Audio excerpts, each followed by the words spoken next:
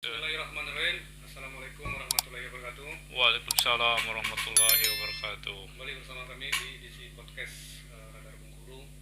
Hari Jumat kita menghadirkan salah seorang komisioner KPU Kota Bengkulu. Dia adalah juga mantan wartawan dan sekarang sudah menjadi komisioner KPU.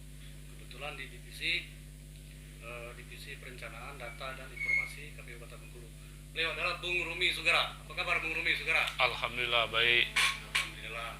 Semoga lancar selalu Bung Rumi ya. Amin. Oke. Di edisi kali ini kita akan membedah soal informasi pemutakhiran data berkelanjutan DPT Kota Bengkulu.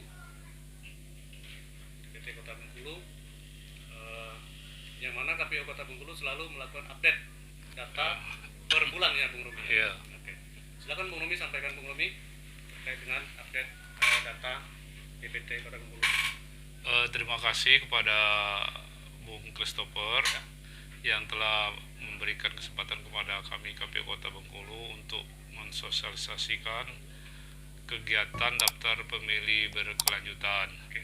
Sesuai dengan amanat Undang-Undang 7 tahun 2017 sehingga di pasal 204 ayat 1 untuk pemutakhiran data Nah, DPT dan pemeliharaan data berkelanjutan.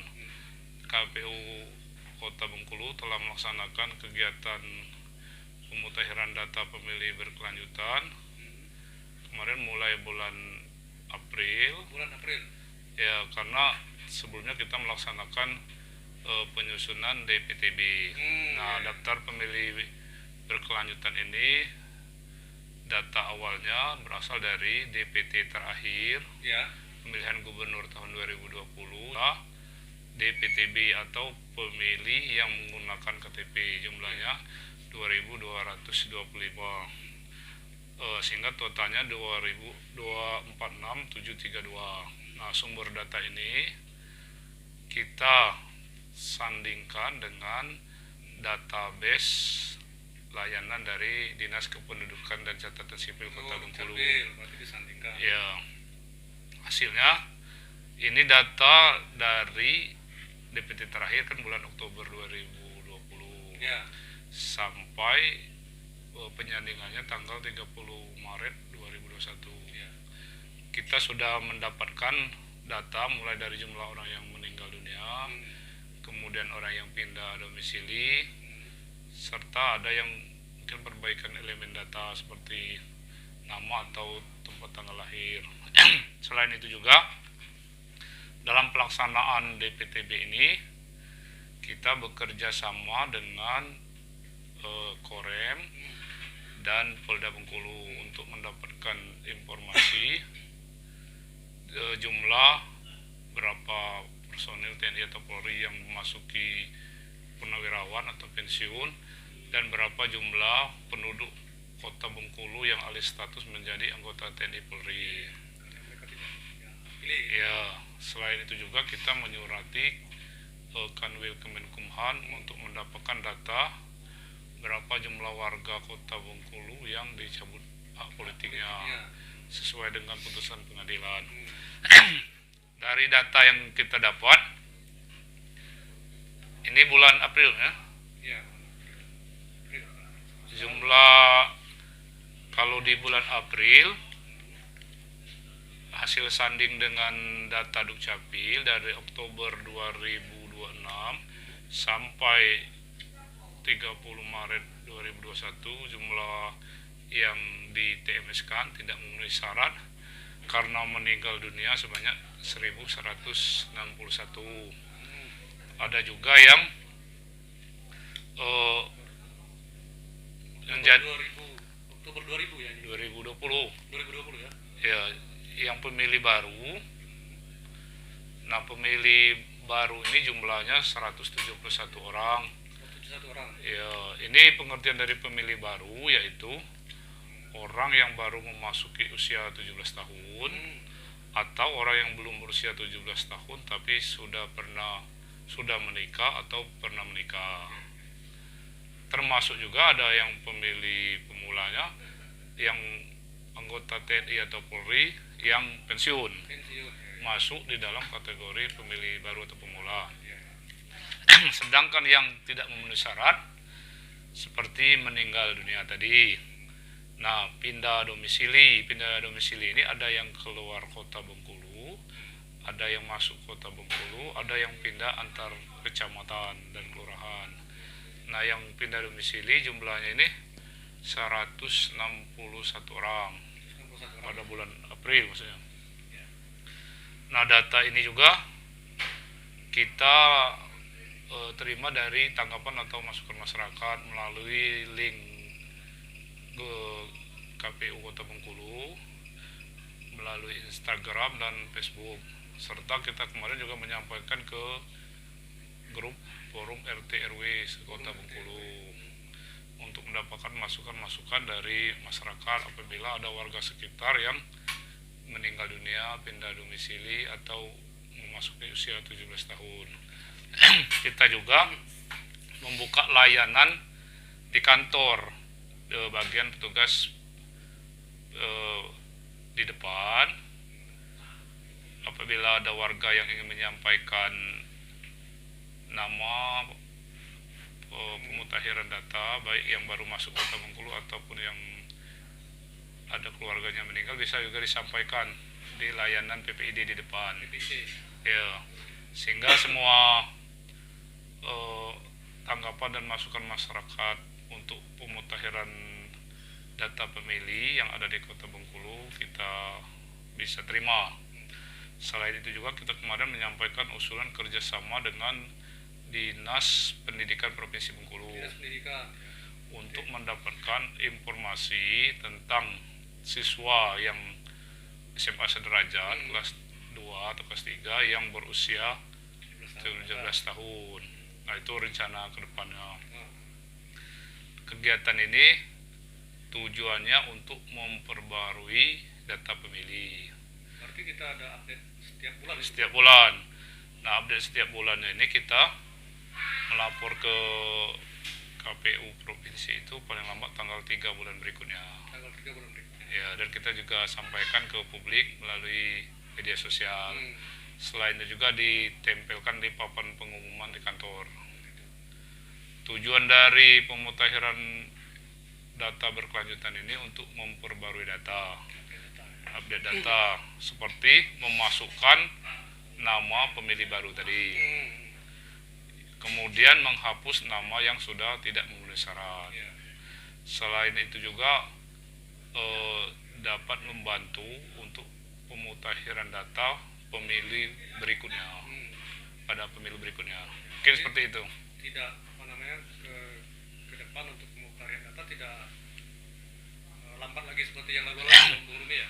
Harapan kita dengan update-nya tiap bulan ini, maka apabila menjelang pemilu nanti di tahun 2024, data untuk daftar pemilih DPT bisa update dan terbarukan. Ya, gitu. Oke, Bung Rumi, ada satu hal yang menarik seperti yang Bung Rumi sampaikan, misalnya soal dicampurnya hak politik di warga Kota. Sejauh ini ada berapa orang, Bung Rumi, kira-kira? Nah, untuk yang dicabut hak politik, kita sudah menyampaikan surat ke kantor Kanwil Dekumham, tapi memang belum ada balasannya. Tapi kita belum tahu berapa jumlah warga Kota Bengkulu yang dicabut hak politiknya sesuai dengan putusan pengadilan yang sudah tetap.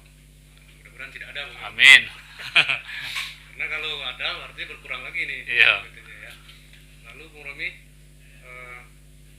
selain berkala, kalau kita berkaca kepada proses pemutakhiran data beberapa tahun yang lalu misalnya kan, itu setiap akan pemilu ada namanya sensus-sensus Coklit, ya. Apakah juga seperti itu nanti Bung Romi ini dalam proses ini nanti? Dalam proses pemutakhiran data berkelanjutan ini, kita sampai saat ini membuka layanan, minta masukan masyarakat. Nah, kita belum tahu apakah menjelang pemilu nanti dilakukan pencocokan dan penelitian turun langsung ke lapangan lagi atau belum, tidak kan? Ya. Tapi yang jelas saat ini tahapannya tahapan daftar pemilih berkelanjutan. dan kita sangat terbuka sekali meminta masukan dan tanggapan masyarakat apabila ada data yang baru Iya. dari masyarakat seperti yang meninggal dunia, pindah domisili atau memasuki usia 17 tahun, sehingga kita bisa memperbaruinya per bulan. Iya, ya. Tadi Bung Romi sudah sampaikan terkait dengan misalnya dari Oktober 2020 sampai dengan April. Ini ada penambahan atau pengurangan data? Itu ada penambahan dari jumlah penduduk ini DPT kita kan, ada 244507, kemudian DPTB 2225. Nah sekarang kan yang terbarukan itu kan 245581. 245581. Iya. Jadi ada penambahan ya. Iya. Dan ini ada penambahan dan ada juga pengurangan. Ada pengurangan. Penambahan ini bagi pemilih baru dan pengurangan ini yang PMS. Oh, yang TMS. Nah, di bulan yang terupdate kan ini di bulan Mei. Ya. Di bulan Mei jumlah daftar pemilih sebelumnya di bulan April itu 245581. Nah, kita mendapatkan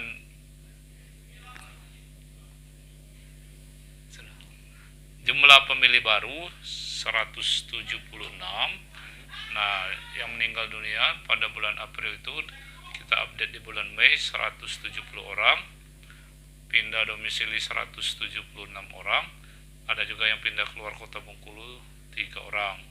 Jadi jumlah data berjalan, daftar pemilih bulan berjalan 245408.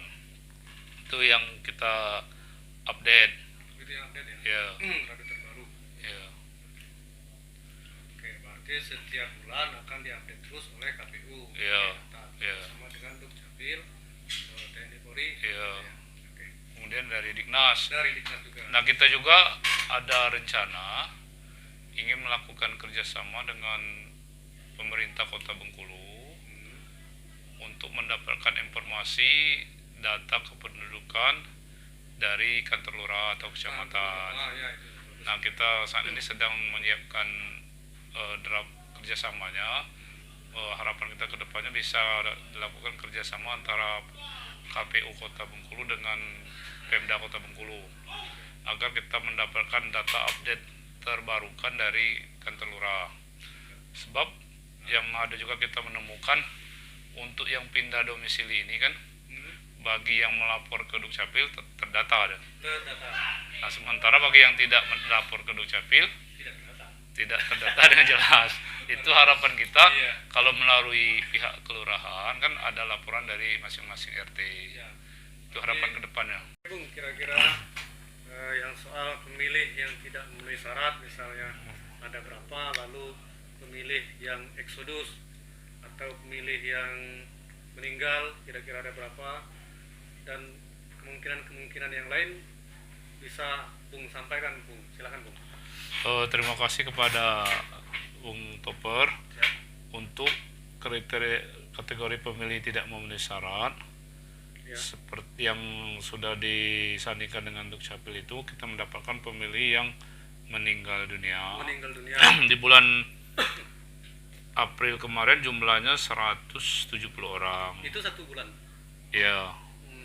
Kemudian yang pindah domisili itu jumlahnya 176 orang. Iya, ya. Ini dalam Kota Bengkulu, dan yang keluar Kota Bengkulu jumlahnya 3 orang yang terupdate. Terupdate ya. Itu sedangkan yang elemen perbaikan data masih kita perbarui terus. Sementara yang eksodus kan tidak ada. Tidak ada eksodus. Ya. Ya. Karena itu kan menjelang, Iya, menjelang kalau pemilu. sudah menjelang pemilu mungkin. Iya. Biasanya kalau menjelang pemilu ada eksodus ya mungkin. Misalnya dari Seluma eksodus ke Kota Bengkulu atau di itu nggak ada kemungkinan seperti itu ya. Ya, sekarang kita ini Kecil kemungkinannya. proses pemutakhiran data berkelanjutan yang hasil DPT kita disandingkan dengan database Dukcapil. Data yang kita miliki kita sandingkan dengan data Dinas Dukcapil. Berarti itu by nick, By name, by address, by name, ya. by nick ya. Ya. Namun kita tetap menjaga kerahasiaan Pilih. data pribadi masing-masing ya. Nah, untuk yang bulan berikutnya tadi sudah saya sampaikan tadi, kita melakukan pemutakhiran data. Kemarin sudah menyurati dari Korem. Ya. Nah, data terbarunya kita mendapatkan informasi kemarin yang memasuki usia pensiun itu 4 orang, dan yang baru menjadi anggota TNI Angkatan Darat jumlahnya kurang lebih 24 orang. Itu data terbaru kita dan dimasukkan pada bulan Juni. Masukkan pada bulan Juni depan berarti bulan. Iya, karena baru dapatnya di awal bulan Juni. Iya, iya. Sementara dari pihak Polda Bengkulu kita belum mendapatkan jawabannya untuk data terbaru di bulan Juni ini. Di total data DPT sementara per bulan Mei 2021 ada berapa, Bung? Jumlahnya tadi 245408. Ini DPT terbaru Per bulan Mei. Iya. Belum berjalan ya. Iya, belum berjalan. Nah, kita juga rencananya pada tanggal 8 Juni ini sekaligus kita sampaikan kepada masyarakat Kota Bengkulu, kita akan mengadakan rapat koordinasi dengan stakeholder. Dalam hal ini pihak terkait seperti Bawaslu, kemudian partai politik, kemudian dari TNI Polri, serta dari Pemda Kota Bengkulu, bagian pemerintahan. Nah, kita sekaligus mensosialisasikan data DPB bulan berjalan ini dan rencana bulan berikutnya. Harapan kita pihak-pihak yang kita sampaikan tadi bisa hadir pada rakor nanti, sehingga apa yang sudah kita sampaikan, sudah kita kerjakan ini bisa diketahui, dan apabila ada masukan atau saran di dalam forum rakor itu bisa disampaikan secara langsung. Oke. Sahabat Radar Bengkulu dimanapun Anda berada, jadi total DPT per bulan Mei 2021 sebanyak 245408. Itu sahabat Radar Bengkulu dimanapun Anda berada yang ingin mengetahui DPT Kota Bengkulu. Ya. Ini sudah bersih, sudah clear, yang pindah sudah dihapus, ya. Yang meninggal sudah dihapus. Berarti ini data yang clear, data yang bersih, yang sebenarnya data by nick, by name, by address. Itu ada 245.408. Ini jumlah laki-laki 121 092, jumlah perempuan 124 316. Terus yang pemilih apa namanya dengan alat bantu itu? Pemilih yang disabilitas. Disabilitas. Nah, nanti kebutuhannya itu pada saat menjelang tahapan pemilu. Oh, berarti dia tetap dimasukkan dalam DPT gitu. Iya, iya. DPT total gitu. Iya. Tidak DPT lain. Iya. Ya. Ya, sahabat Radar Bengkulu dimanapun Anda berada, itulah tadi sekali lagi kami ulangi, untuk total DPT per bulan Mei 2021 itu sebanyak 245.408. Ya. Itu DPT yang sudah bersih, yang clear, yang diupdate terus oleh pihak KPU Kota Bengkulu bekerja sama dengan Dukcapil dan Korem, lalu Polda Bengkulu. Oke, Bung, mungkin ada closing statement terkait dengan rakor misalnya, atau harus mengundang masyarakat untuk rakor atau bagaimana? Silakan, Bung. Terima kasih. Harapan kami dengan adanya kegiatan pemutakhiran data pemilih berkelanjutan ini, kita di Kota Bengkulu mendapatkan data yang update, yang terbarukan, sehingga DPT kita di tiap DPB tiap bulan berjalan itu bisa terbarukan, bisa update.